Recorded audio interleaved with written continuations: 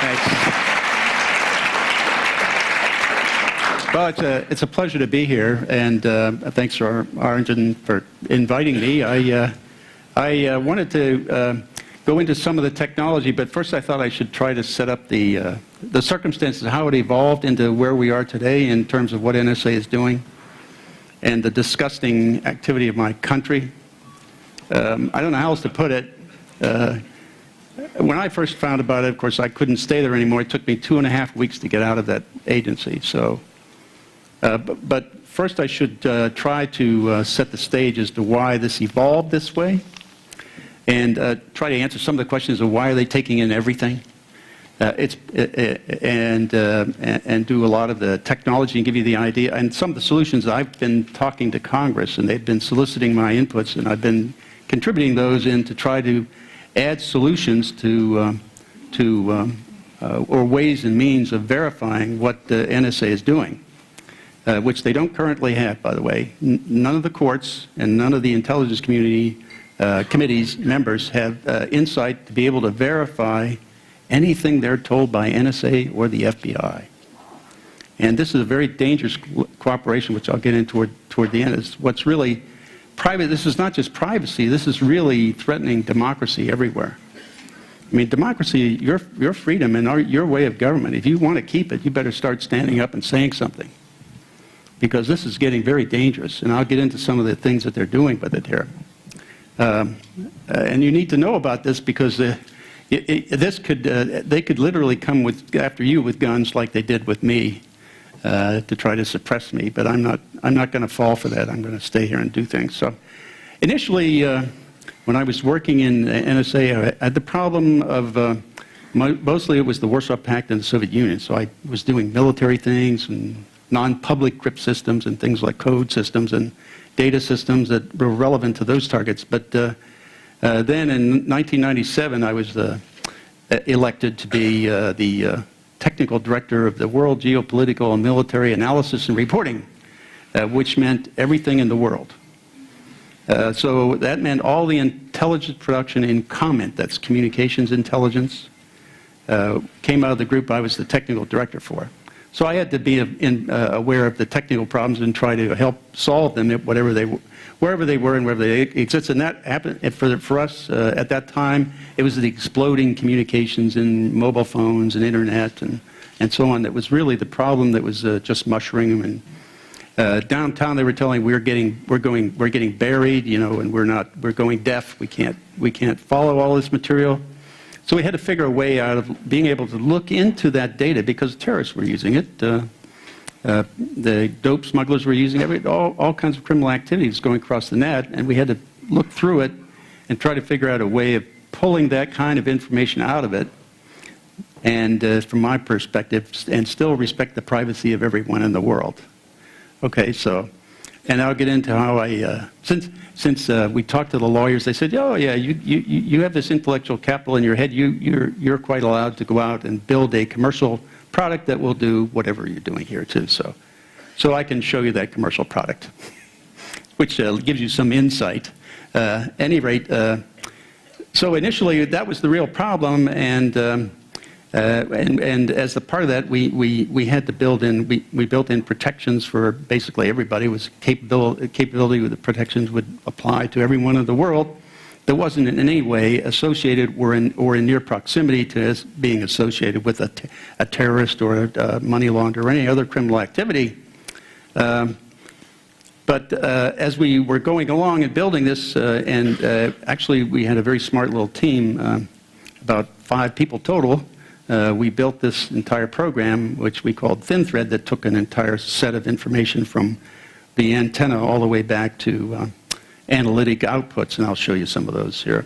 And the idea was that would then save analytic time, save storage space. Like we wouldn't, with our collection, looking at the entire, we'd look through the entire world's communications, but not have to build things like Bluffdale or another major facility on Fort Meade, another 600,000 square foot facility to store data that's coming on Fort Meade. They're just breaking ground this year for it.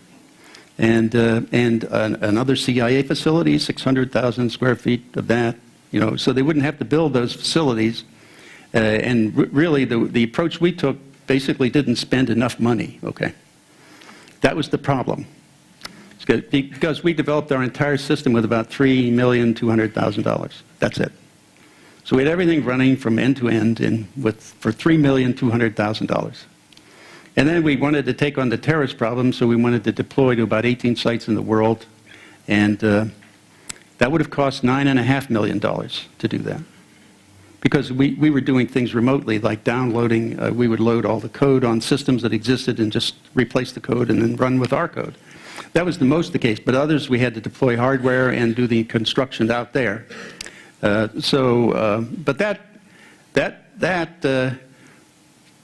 right at the time, this was 1999, 2000, we had all this stuff running, and we were coming into conflict with a major program that was sponsored by General Hayden, who was the director of NSA, and also was advocated by a number of companies that were affiliated with NSA or getting contracts from NSA. So there was a lot of vested interest to get a lot of money into NSA to do this program so all these companies could do that feeding.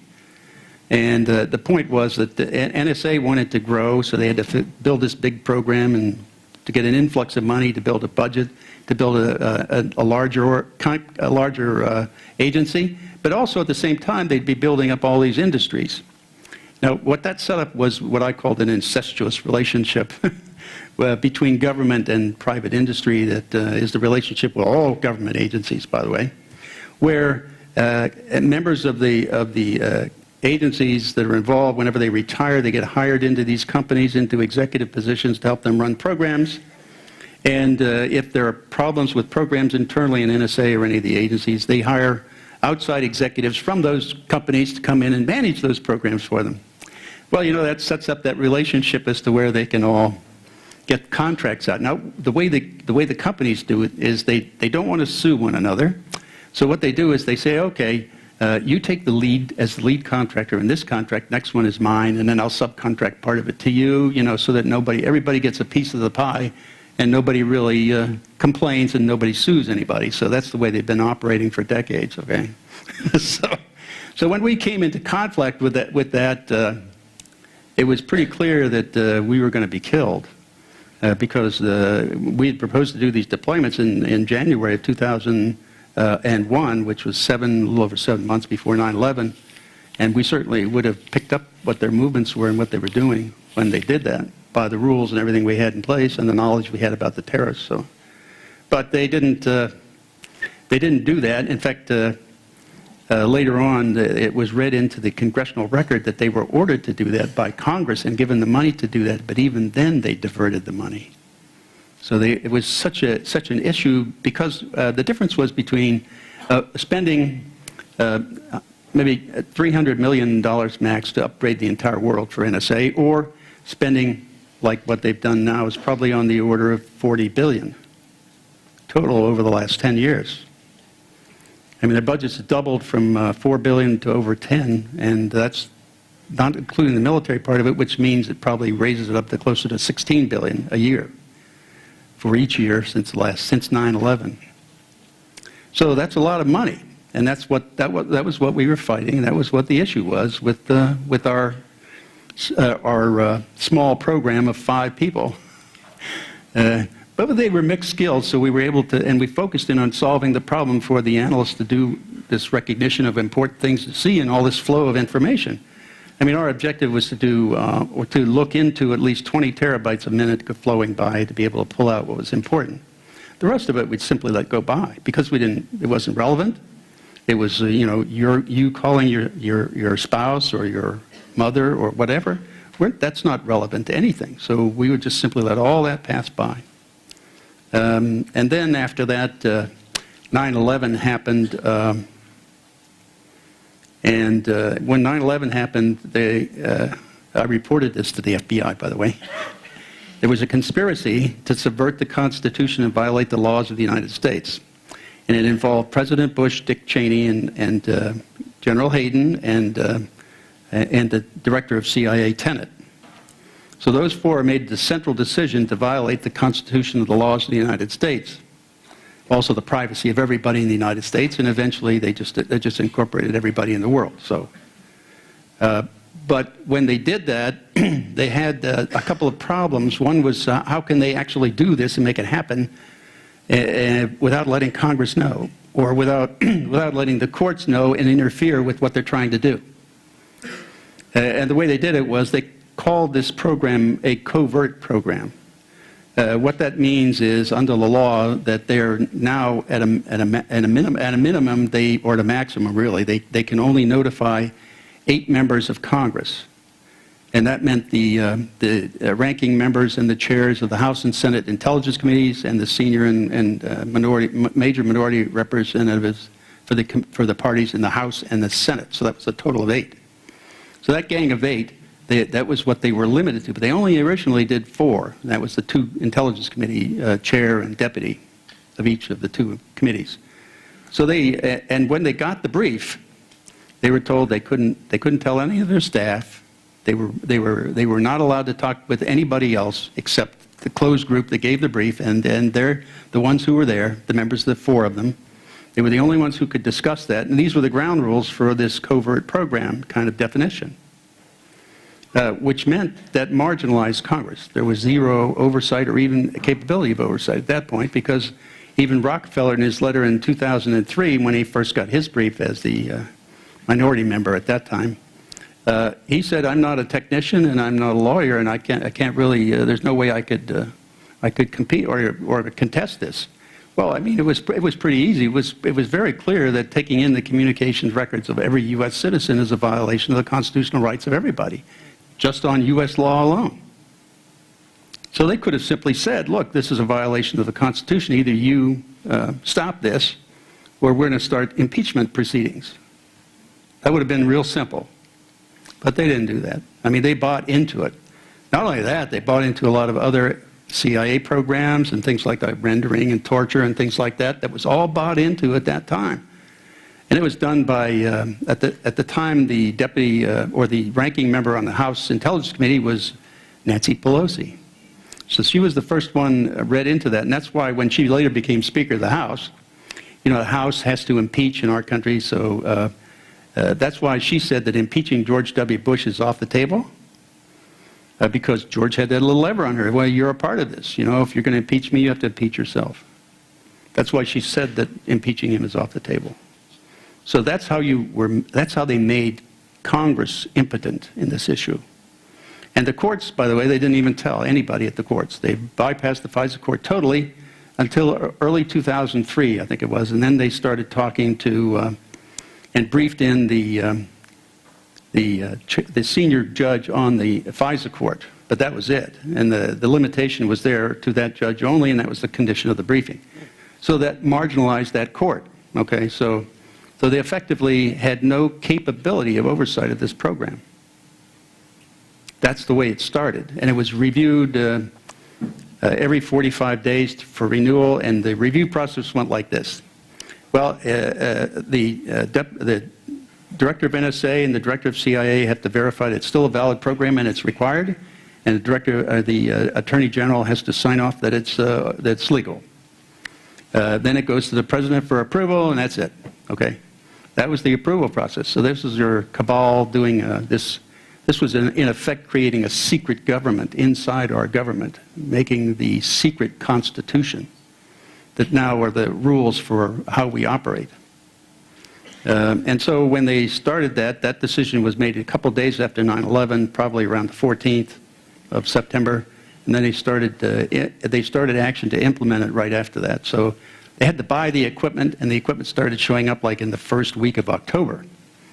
In the last week of September, early October, that's when the equipment started showing up, and we knew that something was going on at the time. So. But this was the equipment coming in for this program called Stellar Wind, and they label every program. You know, with the PRISM program, you saw all the labels of different programs. Well, they label different programs in terms of collection of data. In this case, it was domestic data.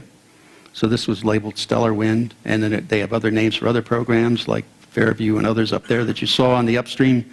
Those are sources of collection, and they also label things that are analytic processes as separate programs like Mainway and Marina and other kinds of things that are also on those slides of their analytic programs. So everything that's a program gets a name. And they're selected out of a book. They have an organized book of words they have to pick from. I had to do that a couple times, so I know the process. But you go down and you have to sign out a word, and this is now your program name, and they log you in as the owner of this program, and then all contracts are mapped back to that name. This is the way they can confuse downtown Congress, because every once in a while they change the names just to keep the program going, so they can go downtown and get more money. It's the way. It's just a. That's why we refer to Washington, D.C. as the District of Corruption. So it literally is. So this secret law, and the secret laws they were making, they had help with this, by the way. They had the chief of the OLC, the Office of Legal Counsel in the Department of Justice, who was at the time a lawyer by the name of Yu. I know some people have affectionate meanings for him, but he helped by writing justification under the Article 2 powers of war, and he sent those over to Dick Cheney's office, because the vice president was running this. This entire program was referred to internally in the NSA as a Cheney blood oath. So that meant, everybody was sworn up to Cheney, not to divulge it. This is the vice president's program, so. But he was the guy in charge of it, so. We were not supposed to know about it. But the only reason I found out about it was because the people they had to set it up were those who did the program for me to begin with, because they took part of our program that functioned on a mass scale and used it to attack data, big data on worldwide mass scale. I can go through some of that here with you. And that was going along for several years then, until 2004, and that's when you and the OCL, Office of Legal Counsel, was replaced. And his replacement came in and looked at these programs and said, hey, this is really not legal, and the Attorney General is likely to be indicted over these programs because they're unconstitutional. But they were still keeping it just restricted. Only those people who were told in the beginning were the ones who knew that was it. Okay, this is our secret government in action.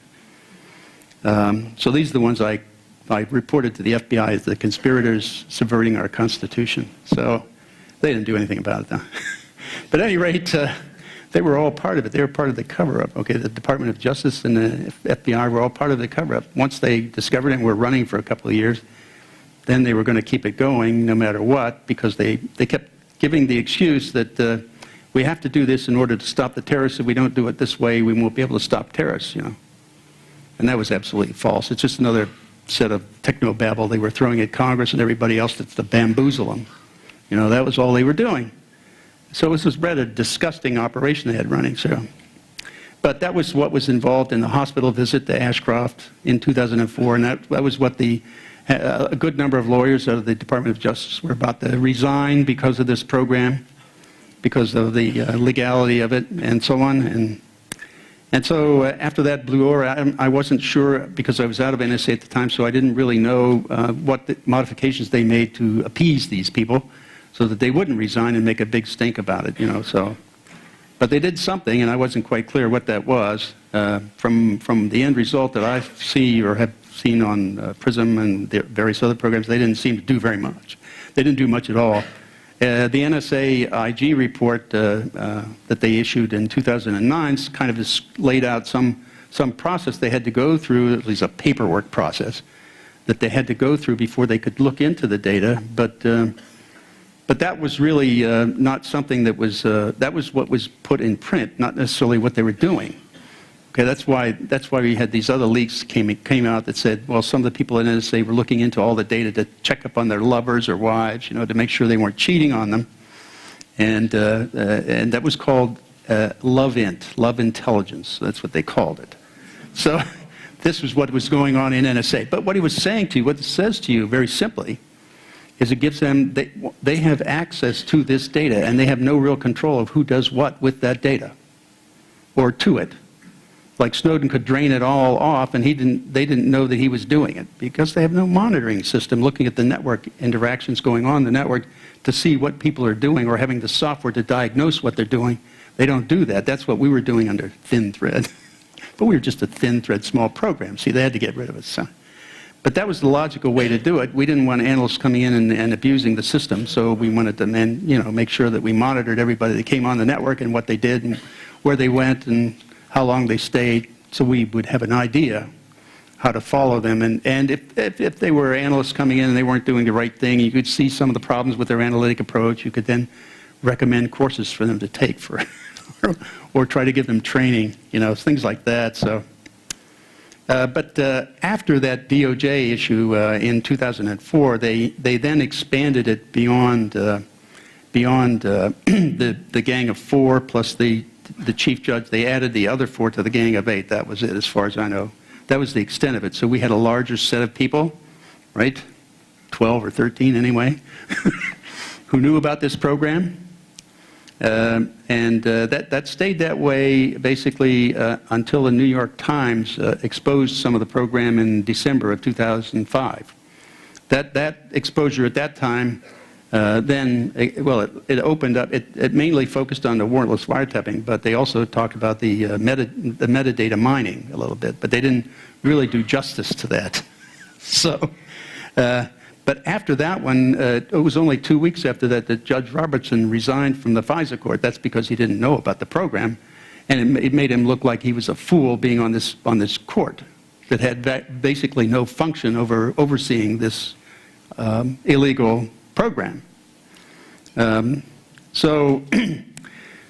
then they started doing things trying to justify the collection of this data by arguing about the definition of the term relevance in Section 215 of the Patriot Act that allowed them to pull in metadata of virtually everybody in the world, and including all U.S. citizens, And that's when Wyden asked, Senator Wyden asked, how many U.S. citizens are in your databases? They wouldn't answer him because NSA didn't answer. Their official response was, well, that would be an invasion of the privacy of U.S. citizens. I mean, this is what they said. So I made sure I gave my estimate to Senator Wyden's office. I said, well, if you got that down uniquely, you would end up with at least 280 million U.S. citizens are in this database, and each of them are in there several hundred, if not several thousand times, including content. This was not just metadata. So that came at actually Mark Klein's revelations about the NSA room in the AT&T facility in San Francisco were really the clue as to what they were doing with the internet in that upstream collection in the PRISM program. And what that meant, and so I went through and I did a mapping of the data they gave me on net. Each of the telecoms gave me AT&T, Verizon, Deutsche Telekom, and British Telecom. And I mapped out I looked at their mapping of the fiber optic lines they were managing, and I looked for convergent points. Now, the reason you want to put if you want to take a collection device like a NARIS or a variant that will take in a stem, the original ones I think were discussed here. NSA, the NARIS 6400, that was a 622 megabit per second processor sessionizer that would do deep packet inspection on that amount. But the later version, the NARIS Insight, did 10 gigabits per second. And that was, of course, the more productive device, so, that's the one they're going for. But the point is, you wanted to put that device in a point on the ground where we could see many fiber lines, not just one, so you weren't limited to input from one fiber line, you could take multiple lines. So if you looked at AT&T, there are about 32 points in the world that have those kinds of convergent points of 3 or more fiber lines, for example. And there's a similar number for Verizon and slightly less, I think, for British Telecom, and there's a few more for Deutsche Telekom. And then if you rank them all to say how many of them have converging points in the same cities, that is, how many of the 4 are in the same cities with convergent points, which would mean if you put the devices there, then forwarding the information could be centralized from that city from one point back. This is how they would manage collection and acquisition of data. All right, so that and that list fell out to about 19 or so in the world, maybe 22. I can't remember the count. But from 22 points in the world, they can get the vast majority of the internet and also the public switch telephone network. And the only reason they would need Verizon, I mean the PRISM program, is because the point is that they don't get everything with that collection. There's a percentage they miss. But if they go into the service providers, they record everything for you for a period of time to ensure that it gets through, you know, that it doesn't get lost. And so they have the complete record, each of for their customers. But if you aggregate them together under PRISM, you have the picture of all of them, of all the network, everything they're looking at in the upstream collection. So then they can fill in everything, or virtually everything they're missing. So they can get a fairly clear picture then of what's going on in the internet. And this includes all data. This was not, I mean, the PRISM program laid it out, but the upstream collection is collecting all data too. Not just on foreigners, it's on everybody. Everybody in the line. That's why about a year and a half, 2 years ago, the Pentagon came out and said they found a virus inside their network, but it didn't do any damage because we had a closed network, and so it didn't forward any of the information out of their system back. And they found a ping for that virus outside on the web. That's because they're collecting everything and can find the ping out there too. So the point is, everything out there is being collected and from the fiber lines, and this includes the public telephone switch system too, which also includes all your phone calls on cells and satellite phone calls, everything, landline, everything. So it's all passing through that same network, public switch telephone network. So, and of course the telecoms are conveniently assisted, right, by giving all of their records. The reason I left NSA as fast as I could, it was because the AT&T first started it by giving a couple 100 million a day, probably a little over 300 million records of U.S. phone calls every day to NSA. So, and that didn't count the foreign to U.S. or foreign to foreign stuff that was going across their lines. It was just the U.S. to U.S. across their lines. That was over 300 million a day. So after all of the telecoms were involved in all this, my estimate was they were taking in about 3 billion U.S. phone calls every day, long distance and local. And for the world, that's probably on the order of 10 billion. So that 20 billion figure someone had up here earlier was not too, I mean, it's not unreasonable that they could have expanded with all the advances and numbers of cell phones being added and so on, you know, so I thought that was reasonable too. But we had a way to handle this without violating anybody's privacy, and also to find the bad guys without any difficulty. We had zero difficulty doing that.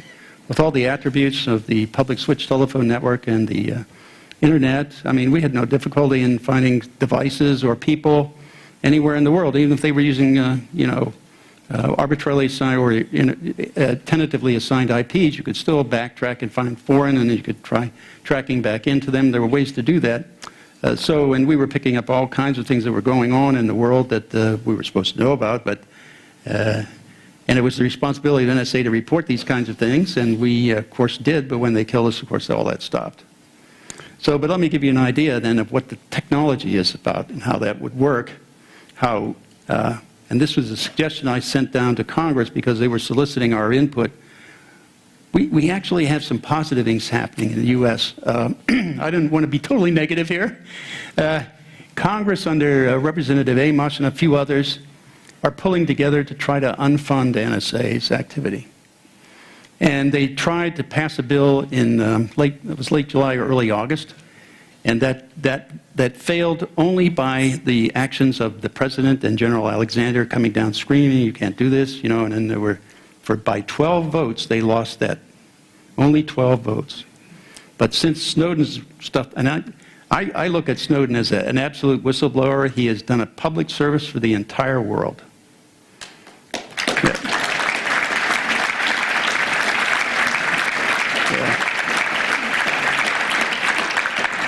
So, and that's from an NSA perspective.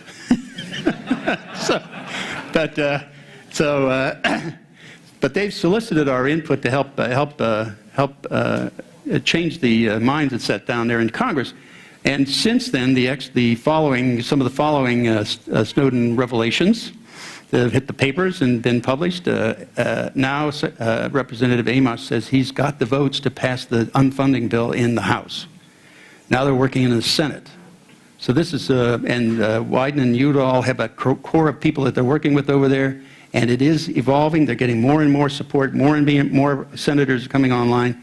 So this is not all, I'm not giving you a totally negative view here, but the point is there are some initiatives going in Congress to try to unfund it, because after all, most of the Congress is now finding out that they're being lied to by the intelligence committees and the agencies, the intelligence agencies, as well as the administration about what's really been going on. A lot of them had no idea this was happening. They would just simply cast their vote, just an automatic vote. Basically, the party would say, vote this way, and that's what they did. That's how they passed the Patriot Act.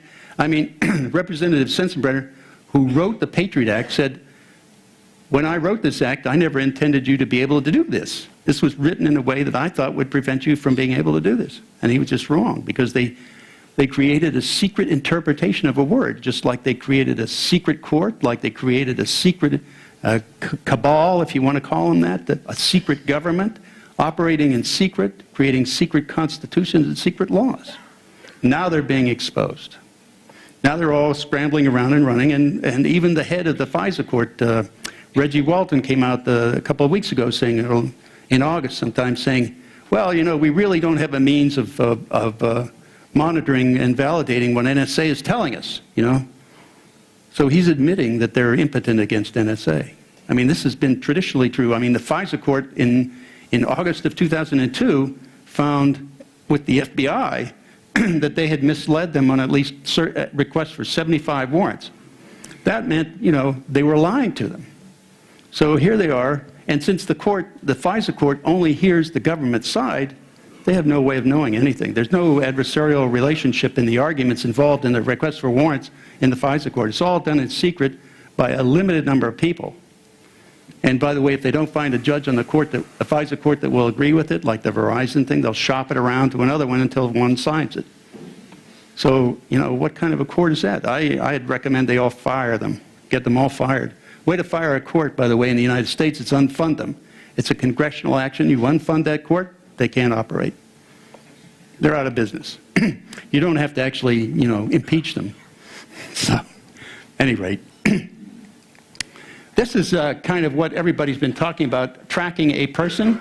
You're pulling together all the data that's electronically, like you get on your computer, you make a call, you go through the tolls when you're driving, all this kind of electronic transactions that you're involved in throughout the day is a part of the map. The other part is to take the GPS from your smartphone and lay that over top of it, and then you know pretty much where you are every minute of the day. So this is kind of one of the slides we created to try to help Congress understand how this can happen and what you can do with this kind of information. This is all metadata, right? So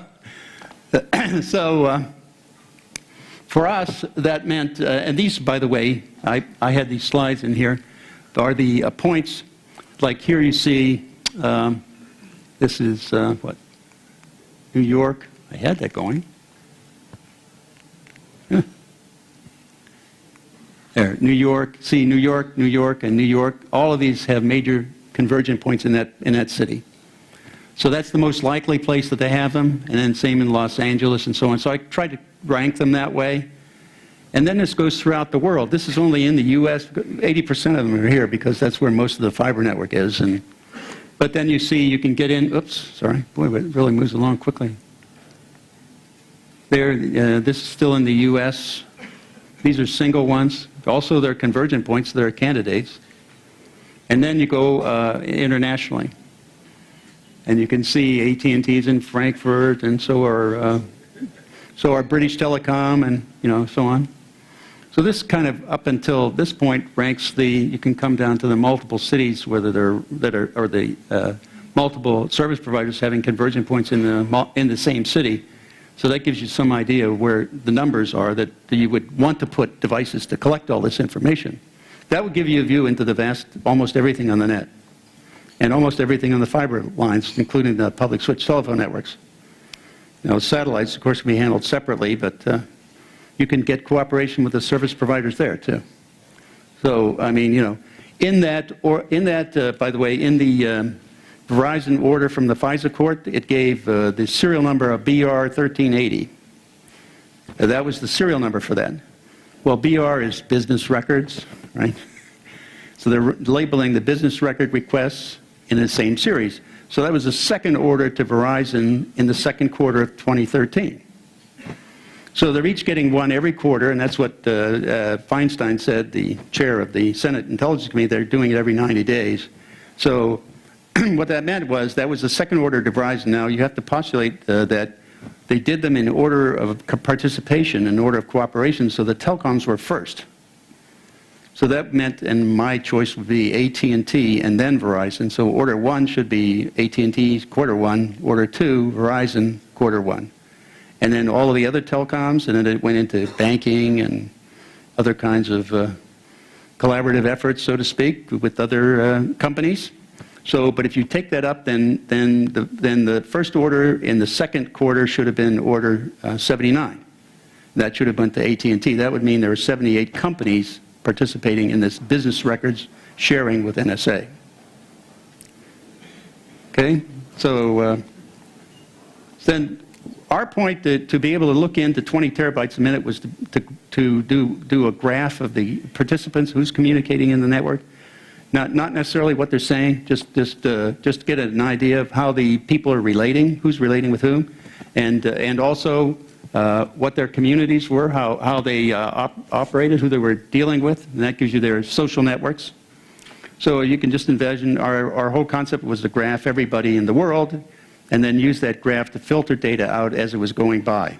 That is, the entire data set passing 20 terabytes a minute would be selected based on what we called a 2-degree principle, if I get this light to work. This is the zone of what we call the zone of suspicion, where here are the known bad guys, terrorism, dope smuggling, whatever, and then we would go out 2 degrees. That's 1 degree and 2 degrees, 1 and 2, see, like that. That would be the extent of what we would look at in the network. From that, we would pull that data out, and only that data, and let everything else go by. So that would mean that only those that were in close proximity to bad activity, and things that were known, would even be looked at as potential additions to known terrorists or known drug smugglers or whatever, additional recruits into the terrorism network or something. So, and that would be used for the entire network, all the collection, and we made a proposal to do this for NSA, an unclassified proposal. We would set this up and show this and put up a prototype that was running, that could easily be replicated and put at every site in the world. And we were only going to charge them $250,000 to do it. So we were too cheap again. They didn't get picked. But that's the idea. And the 2-degree means that you would take, oops, yeah, that really moves fast. If you, one back. Oh, okay, there we are, yeah. So what that means is, with the 2 degrees, this is the known bad guy. This is the guy that they contacted, like he calls a person in the United States or in your country. Then you have to look at who that person talks to in the country. But in terms of attributes, you need only add the attributes of this person and, of course, keep the known bad guy in there. That's the only one you have to add, because then you'll get the communications this way. If you add these attributes, you get the next level down. So if you're going down 100, if each one has a total of 100 communicants that they communicate with in a company, in their community, then, and each one below does 100, then you have 100 times 100. So what this is doing is trying to make it efficient and doable by all the analysts. So we're reducing that burden of unnecessary data, getting the irrelevant information out of their way that they don't even have a chance to look at, and therefore now focus on the real problem.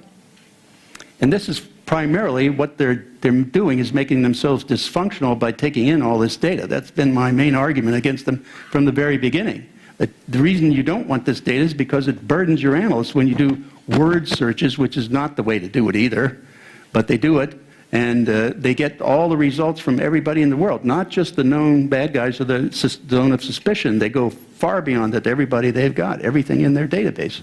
Well, that's putting all that burden back on the analysts to figure out what's important in there to take action on.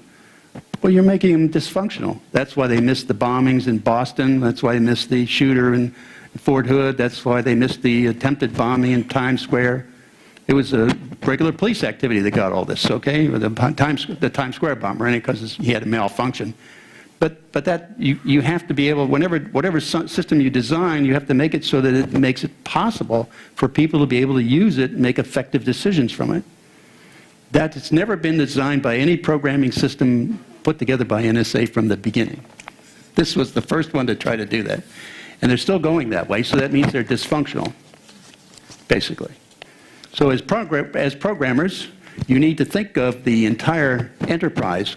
What are you taking in from the front, all the way through the processing, through the back? What is the objective in the end? So you have to think of the enterprise objectives when you're doing these programs. Don't stay in your little box and say, I'm going to do this program that will do X, and not think about the entire program, because that can change how your perspective is on the code you're writing. That can change it in the sense of, do you need to be fast with your, does your code need to be extremely efficient and fast? Or can you take your time to use relational databases or things like that, or build them? So that can affect how you design your coding and how you put it together. So, but this then is the 2-degree principle, and that would have solved the data overload problem and all this. This was a case of, here's how this would work. The 2 degrees would shift as you formulated new bad guys. For example, this is how this would go for us. For example, here you would have somebody, a known bad guy. This guy we knew was coming into the country we were notified before they even took off in Kuala Lumpur. So we were told they were coming in to the United States. We didn't do anything about it though. So, and they were known terrorists, Al-Qaeda terrorists. So if he makes a call to somebody and they're also in the United States, then we would do an encryption so you couldn't tell who it was, just garbage, you know. So you couldn't identify it until you would get probable cause, and it would take, in this case we used it with 2 factors. So then if he, for example, contacted that other terrorist up there, the known, then it would make this fellow a known target. Now you can begin targeting him, so, and that's his name and so on. That's how it would work. Now the 2 degrees would shift, and you could code that in to automatically happen. So this entire process can be automated. Okay, so, and it just went on. This is direct evidence. This is evidence we got from open source about the 9/11 attack. These were how these things happen, and you could see it. It didn't matter what you're looking at, email, satellite communications, phone, whatever. You need to aggregate it all together to make decisions about the terrorists as to whether or not they're new members of the terrorist network or not. So, yeah, we have one more, yeah. I think that's the last one. So that gives you the idea of how that would work. And of course the rules would have to govern it, and this would have to be argued in the court. The whole point was to have this entire process argued in the court, validated with the court, and agreeable not only to the court but to Congress, so that would have a legal basis to proceed. And then we would proceed, and we even wanted to set up the code to do the request for warrants, and also set up the code on the reverse side for the approval of that warrant. So we could figure we could do a couple million warrant requests a day. So I mean, we didn't want to be burdened by paperwork, you know. So, but the idea was this process structured everything, and everybody was involved, and everybody participated in making that decision. We didn't have this small cabal doing it, or the secret government, and just there. It was out in the open now, where other people in Congress and the courts could participate, instead of doing the finite way. And the way right now for us to be able to check this, so add one more there before I can get to this. I have to get through this slide before I get to the next one. Yeah. So you could see how this could work. This would, and this would work around the entire world for everybody and every country. Oops, sorry. Let me get back to that. Then what you do after you have this graph, at the same time you map all content that's coming in that points to a specific link and a specific node in that graph, then you do a timeline. And where you're pulling up the timeline, this is another thing with automation that you need. This is simply showing the transactional relationships in a community. What they want to do now is to look at combinations of this the transactions in this community, since it's a community of interest, then they want to see when these transactions have some meaning. What is the profile showing you? This is a profile of this community. It's showing interaction between its members, and does that profile have a meaning behind it? And this is what they also want to automate. And then they want to add the banking, all kinds of chatter on the network, any kind of information electronically they can get about everybody, have it mapped to the nodes or the links in the graph, and then have it thrown up on this timeline. Do the assessment of the intentions and capabilities of your community, the target community, or community of interest, as we call it, and then issue reports and notifications, try to attempt to stop what their intentions are. This is their objective. The point about intelligence production is predictive analysis. It's not forensics like police is after the crime, investigate the crime. Here, the intent is to find out what is their intention before they do it, so you have the opportunity to stop it. They've forgotten that, though. They're more forensics now and more supporting law enforcement, and we'll get into that now. Some of the reporting coming out from the Reuters is showing the relationship of the Drug Enforcement Agency and what they're doing with NSA data. That is, they are getting and going into the NSA database, and these are the rules for the Special Ops Division, Operations Division of the Drug Enforcement Agency. That is, if you're going to use the data from SOD, which is NSA data, in other words, it's all a collection from PRISM and all the other programs that are out there on everybody in the world. Okay? This is everybody.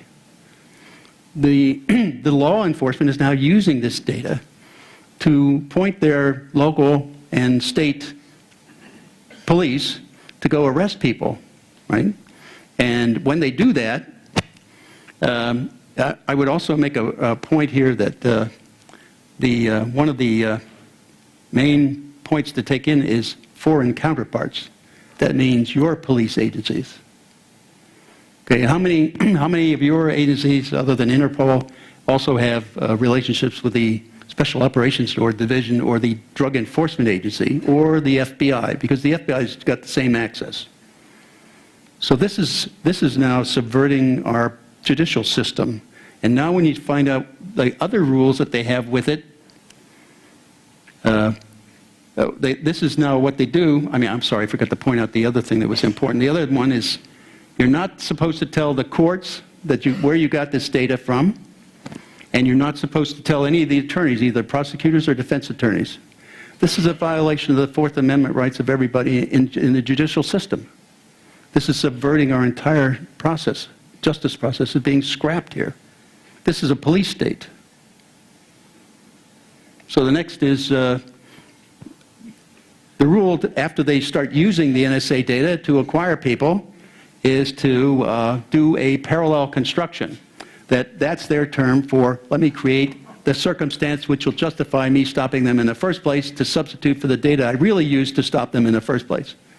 That is, how can I cover up the fact that I used NSA data to stop these people? Well, this is a total destruction of our entire democracy. And your police people are also involved in this. At least from this slide, that implication is there. And it's not just drug enforcement, it's the FBI. And how many relationships do the FBI have around the world? So your democracy is at stake here, not just ours. Ours, we clearly understood, some of us anyway. But this is really the threat that I see from the lack of privacy and what's going on here. Thank you.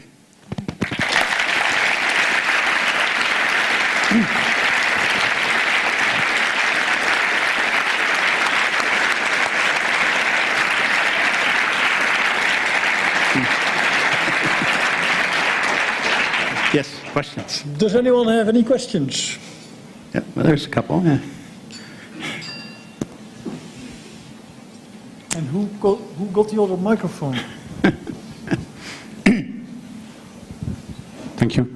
The last slide you present looks like similar to the system from Department of Homeland Security called Automatic Targeted System, yeah, which is make automatic profile of people traveling to the US without any possibility to access to the information made from that profile. Can you maybe talk a little bit about that? I think the Department of Homeland Security is also accessing this database because they have a list of words that they're looking for that U.S. people are using. They didn't tell you what they were searching when they listed the word set, but it's pretty clear they're going through, Facebook and all the emails being passed around by U.S. citizens that's being collected on the upfront programs or the upstream programs in the one PRISM slide that showed that. So they're going through that text to find those words, which is content, right? And they've been claiming they don't do content, but it is content, and that's what they've been doing. Since Mark Klein exposed all this, they started the construction of that room in the AT&T facility in late 2002, early 2003. So I think it was done in early 2003, which meant from that point on, at least that facility was producing information for them. Now, there were at least 22 other sites in the U.S. and another 10 around the world that they're probably using also, and how long it took them to do that, I don't know. But certainly, you could start that process at least in 2002. So all that information is there for Homeland Security to use, too. Yeah, and I have another question. How much do you think to use this automatic system of collecting data and making profile can decrease the ability to have human intelligence? The final output of this was the assessment of the threat from the profile would be forwarded to a person to make the final decision. Yeah, is that what you mean? I mean, the human comes in at the end. That we take away the burden of doing all the calculations. Yeah, but to repose too much on technology and automatic... We never tie them into any weapon system. No. Dr. Strangelove. Okay. If I see a number of... I've seen that movie. Peter Sellers was great in that movie, I thought. I couldn't help myself.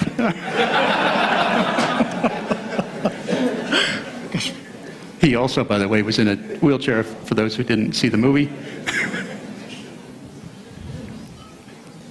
Yeah. Thanks again for just a brilliant talk, Bill. You may have surpassed yourself, and I'm really glad that you finished on this slide, because I had not understood the significance of this slide fully. Yeah. Because what we've got here is a perversion of the course of justice in the use of the MLAT procedure, because the MLAT procedure, we thought, was the only judicial process we could trust for this international exchange of data for legitimate and defensible purposes. But what we now understand is that the legal basis for requesting this MLAT information can be a sham.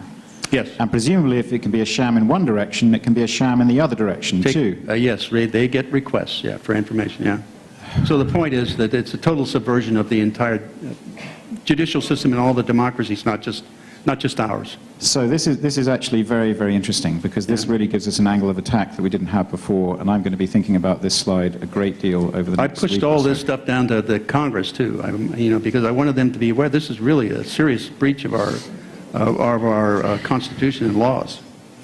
Just to come back on the previous question about human intelligence, I'm not sure if this was what the questioner meant, but I've got a question in this direction, because if we think about what human intelligence agencies do, what sort of CIA, for example, do, or MI6, it's about developing agents and sources. And one does this through persuasion, through coercion, through leverage, through blackmail. And so the sheer amount of personal secret information about everyone's private lives that's now sitting in these American internet companies means that you can find points of leverage, points of coercion on just about anyone in the world. That's right. I called it J. Edgar Hoover on super steroids. He only had leverage against Congress and the administration. This gives them leverage against everybody. So I wondered if you had any further comments about that. I mean, in terms of the culture inside the agencies that you might have glimpsed in meetings with other agencies, not necessarily your part of the world, but I mean, whether you think there'd be any compunction about exploiting the personal information that's now available for those sorts of human intelligence missions. Absolutely not. I mean, they did that against me. I mean, I had a warrantless wiretap on me, right? And of course, they came in with guns too and searched my house. So that was a kind of an invasion, you know. It wasn't pleasant to have them pointed at my family, though. That was not pleasant. So the thing that comes to my mind is that I'm younger than you are, and what I see is that you're right. We have this turnkey totalitarianism, but pardon me, I have a bit of a cold. But it seems like we sort of, in a sense, have lost, and we need to move to the resistance phase. And so the question is, what advice would you give to this younger generation, assuming that the legal things that we try here, that we're trying to have, like the Amash Amendment and so on, what happens when we lose the Republic? I mean, for the rest of the world, it's quite clear. Living under American foreign policy is definitely worse than domestic policy, generally, historically. But what do we do to actually resist these kinds of surveillance systems? What techniques can we have for hope of restoring democracy around the world, for example? I believe in getting in their face, so I don't cover up anything with technology. But, you know, I know what you're saying. You want to protect your Fifth Amendment right to not incriminating yourself, basically, in anything. And that's really what this is. If you have to build an encryption system that you don't share with the government. You have to ensure that, and you have to be whatever you're doing with that encryption. You have to make it, position it in such a way that they can't get to it, so that you can function with it without them getting to the secrets of your encryption system. And you can then communicate with it in an encryption system they don't know about. That's going to cause them work to break it. Chances are they won't be able to do that. But just my opinion, I think they've lost a lot of that capability. Like those, I knew people who worked on the JN25 and Purple codes, and I never met anybody who worked on Enigma. But those people were creative and innovative. These people are kind of linear thinkers, you know. Ready 1, ready 2, ready 3. You know, I mean, you know, they're going down this path. And once the corporation sets that path up, you know, they go down that path no matter what it takes. When in fact, when you're trying to solve a crypt system or a code system, you need the flexibility to be creative and innovative and think of anything you see that might be a clue, you need to be able to pursue. They don't, in many cases, allow that freedom.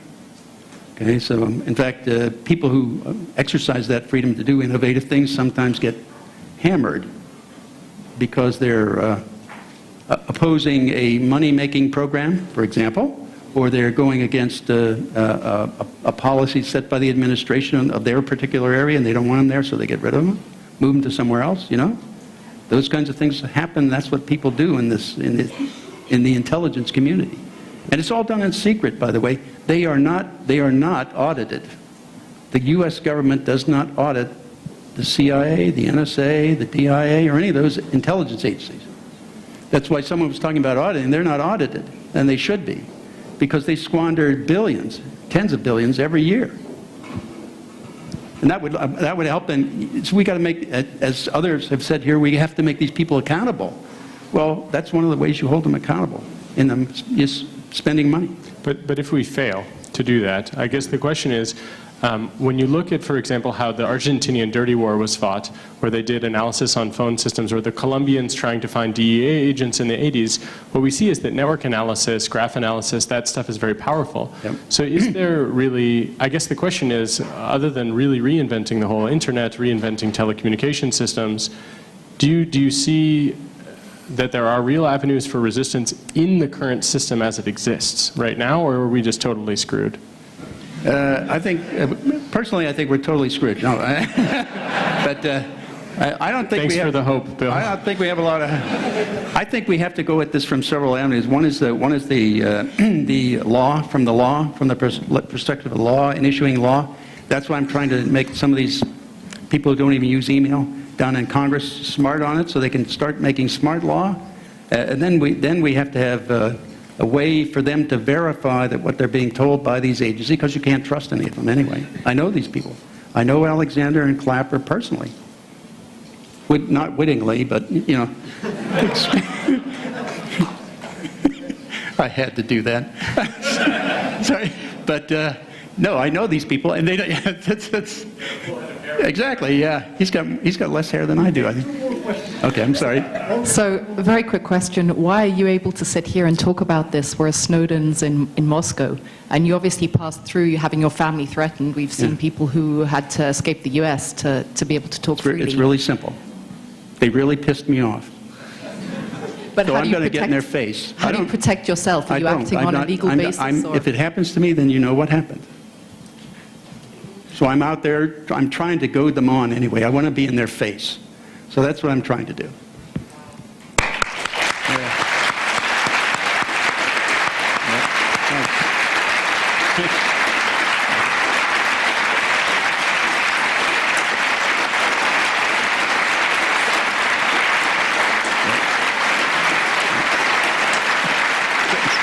Thank you.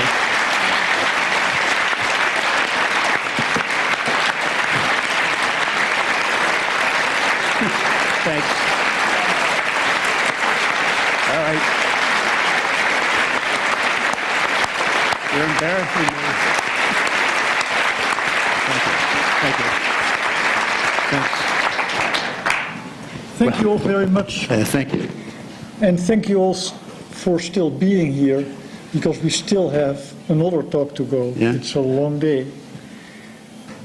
When organizing this meeting, I got a warning that I should not make EPFL into a platform for activists. So the next talk should not be interpreted as such. Yeah.